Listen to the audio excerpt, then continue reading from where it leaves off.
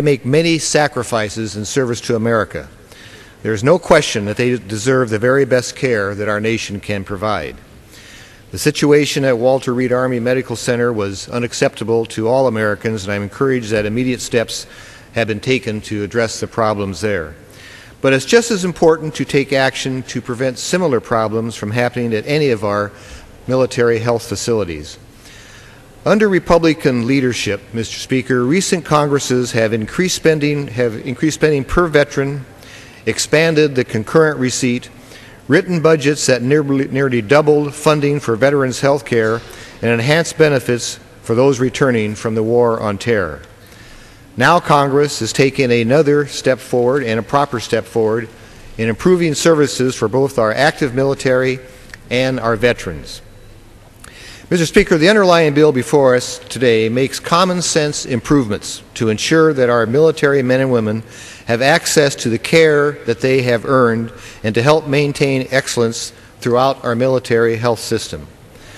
For example, this legislation creates a new toll-free hotline for reporting deficiencies at military health care facilities, calls for a study to identify infrastructure needs, and authorizes funding to support wounded warriors and their families.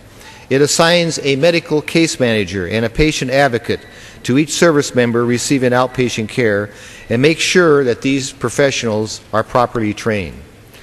The process currently used to determine if a soldier can return to active duty is improved so that wounded service members are afforded an opportunity to have input into the decision on whether they should retire from the service.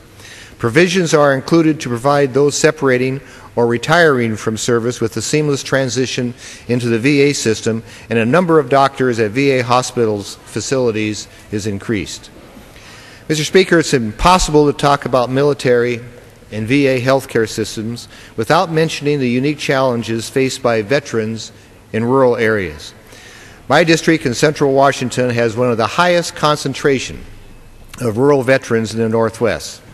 Although I am working with the VA to get a new outpatient clinic up and running in the northern part of my district, access to health care remains an issue of concern for me and my constituents, who are all too often forced to drive hours and sometimes wait months to even get the most basic care.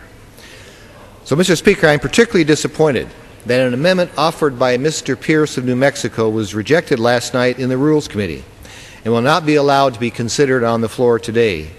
We are missing an opportunity to make a good bill even better by improving care for our rural veterans.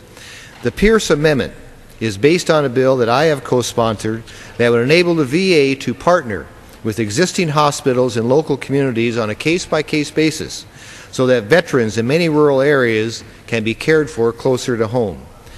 This, to me, Mr. Speaker, is a common-sense approach to get top-notch care to veterans without delay. I'm at loss to understand why anyone would impose this improvement for caring for our veterans. Similarly, Mr. Moran of Kansas had an amendment that I also support, and unfortunately it too was rejected by Democrats on the Rules Committee. Our support for improving veterans' health care should not be a partisan issue. I am pleased that both Democrats and Republicans on the Armed Services Committee have made the underlying bill, the Wounded Warriors Assistance Act, a priority, and that committee approved it by unanimous vote. So, Mr. Speaker, I support the bill and I reserve the balance of my time.